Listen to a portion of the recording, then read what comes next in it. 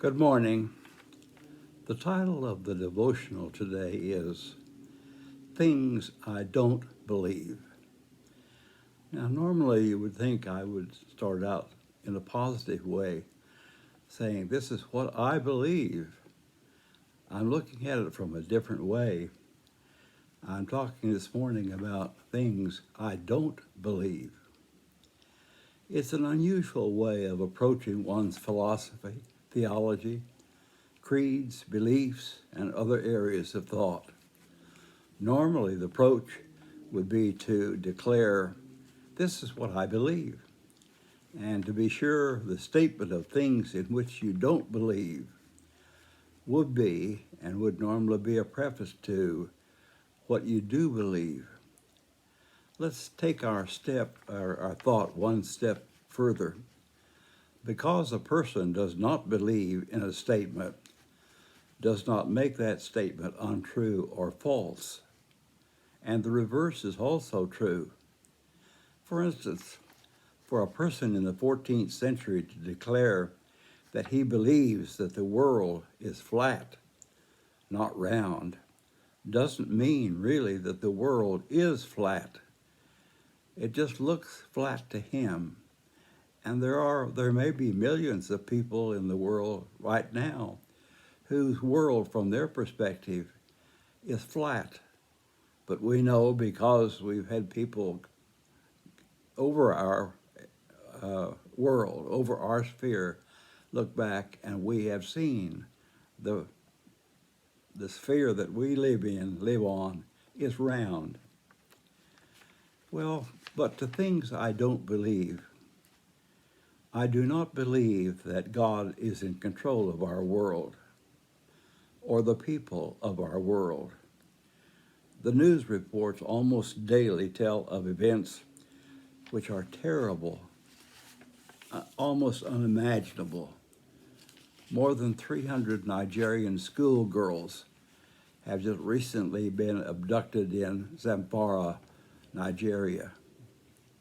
Just this week, 13 people, mostly children, were killed in an accident, a travel trailer and a van in California.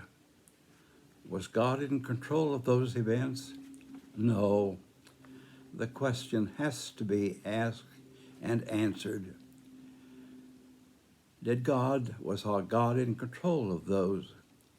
And if he's not in control, then who is in control? And the hard to grasp answer, one that we would rather not even consider, much less admit, is that persons are in control. Do I mean to say that we can do things to one another that damage one another in terrible, terrible ways? That's exactly what I am saying. We do things to one another, we damage and harm one another, and we can even take the life of another. And we are personally and individually responsible.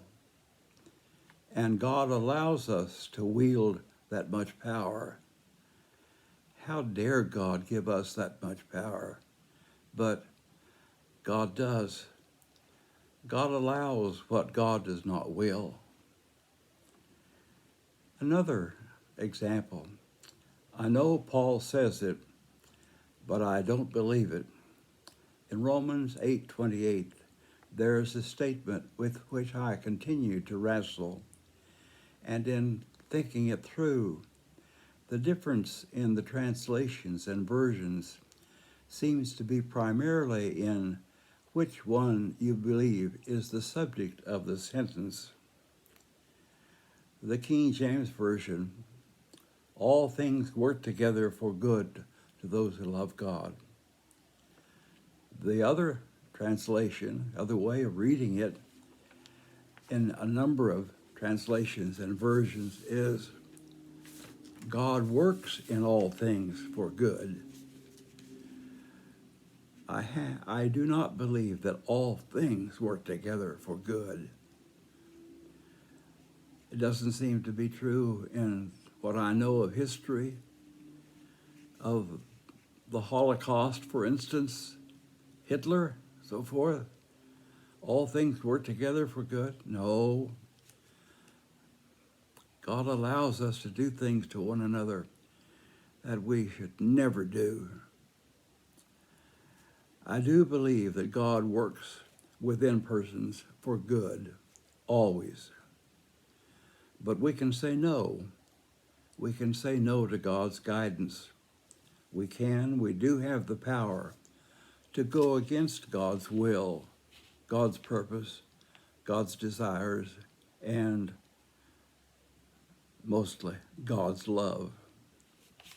Things I don't believe. I do not believe that Jesus' life was predestined, predetermined for him. His choices were real, genuine, valid choices as the result of his wrestling with questions that he faced in his life. Jesus had the power given to him by God to choose, to say either yes or no. He had that power. And you and I have the same kind of power. No one takes my life from me. I lay it down of my own accord. That's what Jesus says in John 10:17. No one takes my life from me. I lay it down of my own accord. A decision, a choice that Jesus made about his life.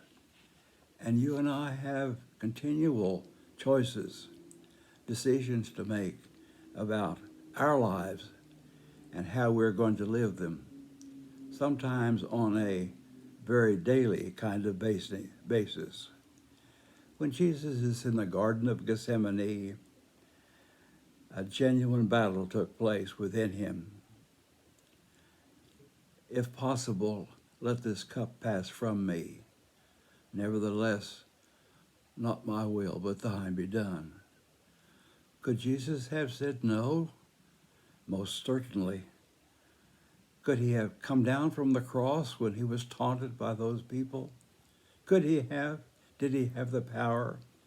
Yes. Was it a really genuine decision on Jesus' part? Yes. And he made that decision. Are our decisions that we make really our decisions, genuine choices? Yes, they are, and will continue to be our personal responsibility. You and I, we get to choose and to decide. So we have to figure out in given situations, what is God's will for us? Yes, we have to do that. Do we absolutely know what God's plan is for us? No.